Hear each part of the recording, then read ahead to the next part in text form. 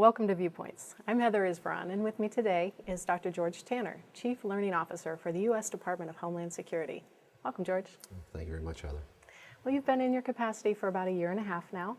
Can you explain a little bit about the mission of your position? Sure. Well, my position was created, the Office of the Chief Learning Officer was created as a recommendation of secretaries, the DHS Secretaries Homeland Security Advisory Council, the HSAC. A couple of years ago, they made that recommendation. I've been with the department for a couple of years at that time and was fortunate enough to have been selected for the position. One of the things that I'm fortunate enough to be able to do is to stand up enterprise-wide learning and development courses and programs for the benefit of our employees across the department. And I'm doing it from scratch, actually. I came in and had one person that was on staff for a short period of time, and then took a position someplace else. I've actually been pretty fortunate that I've been able to stand up an entire office of federal and contractor employees within about a year time frame. During that time also, we've worked on a learning and development strategy at the department, and that learning and development strategy was recently approved by the Undersecretary for Management here at the department. And can you explain more about that? Because it seems to be the centerpiece of your office and the strategy for the learning for all DHS officials. Sure. The Learning and Development Strategy establishes a Homeland Security University System within the department, and we're pretty careful to use the word system. We're not, at this moment in time, creating per se, a brick and mortar institution within the Department of Homeland Security. Rather, we are linking and leveraging existing programs or existing courses, and linking and leveraging, that's really a good term to use. I don't want to create anything from scratch if I don't need to. There's utilizing best practices. There are a lot of programs and courses out there, leadership programs and courses, preparedness courses, master's degree programs such as are offered at the Center for Homeland Defense and Security, where we are today, and a variety of others. So I'm linking and leveraging and using best practices to do that across the department, and where gaps exist, that's where we're filling those gaps, and maybe I can talk about that a little bit later. We've had a partnership with you from the beginning. Yes. And, one of probably many success stories. Do you have a few more for us? Well, there's several success stories.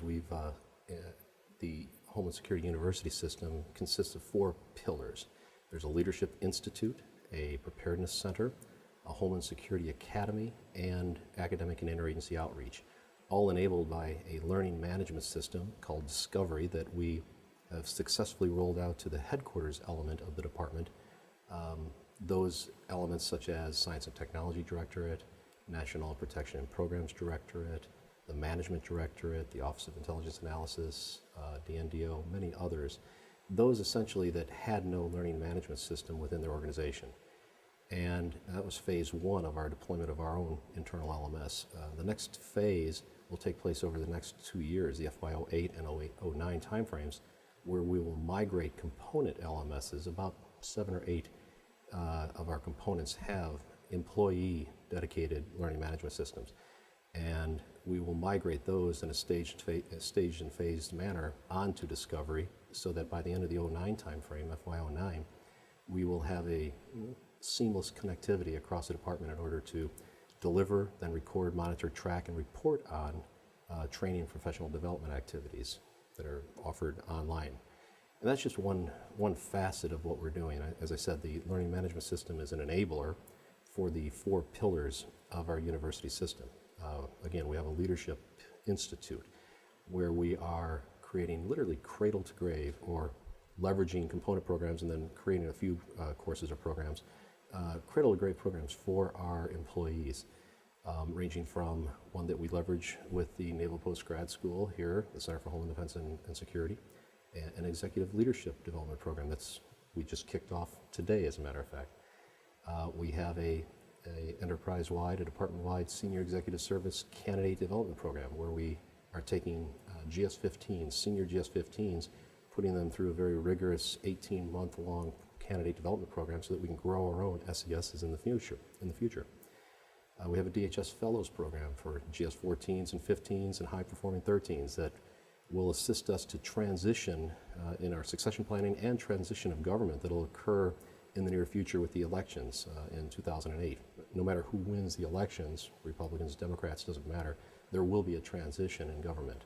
And we need some high-placed individuals, non-SES, non-politicals, GS, senior GS employees, to help us with that transition. And then a host of other programs for non-supervisors at the department and supervisors and managers courses. We have a preparedness center, the second of 4 pillars. The preparedness center, we are, again, leveraging programs and courses or creating new ones, such as an online DHS 101 program that has been deployed. The first 12 modules, consisting of an introductory module, a secretary's module, 3 of our undersecretaries have modules, and then our primary components are what they call the Gang of 7. So we have about 15-minute long presentations with a common look and feel to give information that every employee should know. And this really will hopefully become part of every employee's onboarding process within the department, so that we can establish some baseline elements of knowledge across the department. In other words, somebody that's hired at TSA, you are there, you support the mission of TSA, but there's also other organizations such as Coast Guard or Customs and Border Protection or Immigration and Customs Enforcement, Customs and Immigration Services, Secret Service, FEMA, others. So you need to know a little bit about the other organizations within our department, and then also how they interact with each other. We are leveraging terrorism and countering terrorism programs within the department. And building a whole host of other courses, working with the Chief Medical Officer, the Chief Intelligence Officer, and others. So that's our preparedness center, essentially. We have 2 other pillars, a Homeland Security Academy that leverages the Center for Homeland Defense and Security, your organization's master's degree program in Homeland Defense and Homeland Security. We have taken that wonderful program, and in the June timeframe of this year, 2007, we successfully deployed it on the East Coast. We followed the exact same model that you use out here. It's an 18-month-long program. It's geared to the needs of civilian government employees, in that I send off many people to the war colleges, for instance, but they're gone for 10 months. And while they're gone, supervisors and managers are essentially eating the billet of the employee that's gone. Well, the program that you offer over an 18-month period is set up so that every academic quarter, every 3 months or so, employees go away for 2 weeks. And most supervisors and managers can really afford to lose their good employees for a couple of weeks every quarter in order to professionally develop them and to help create their own leadership in the future, which is one of the main purposes of this program. We kicked off on the East Coast in the June timeframe, as I said, our first East Coast campus, following the same model, but we flipped it, whereas, as you all know, here on the West Coast at Monterey, California, the program is set up to meet the needs of state and local employees, and that's the majority of the people are in each course. On the East Coast, we set it up with primarily federal employees, DHS employees, and other employees from the interagency, and then also a handful of our intergovernmental partners, our state, local, tribal, territorial, and big city partners. And then finally, the 4th pillar is academic and interagency outreach, those efforts that we're doing within the community. We're working on the recently signed Executive Order 13434 that deals with national security professional development, and helping to the Director of OPM, Linda Springer, and an Executive Steering Committee establish or write an implementation plan so that all agencies and departments across the federal government will identify billets and requirements and core competencies for what a national security professional within their respective agencies or departments should look like. DHS would look one way, DOD's another way, State Department another way, etc. So those are the 4 pillars of our Homeland Security University System and our learning management system that enables those. It's a combination of online, it's a blended learning approach, online and in residence. And then finally, we also have a recently deployed learning development website, which is on our intranet, available to DHS employees at this moment in time. So state and local partners right now, unless they have access to our intranet, don't have access to it, but it's set up to be one-stop shopping for our employees so that they can find out all of the good training and education, professional development opportunities that the department has to offer.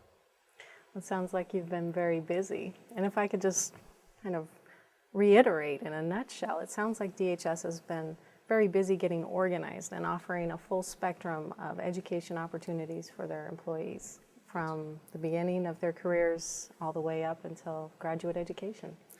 Absolutely, literally cradle to grave. There's something for everybody in the learning development strategy at the department, and we'll continue to build upon our successes in the '07 timeframe, FY07, as we move into '08 and beyond. So it's a bright future. Yeah, and you're also collaborating with state and locals and bringing everybody to the table. Yes, we are. We do that in several of our programs, to include the Executive Leadership Program that we partner with you on, and also the Master's Degree Program. Excellent. Thank you for your time today. Thank you very much.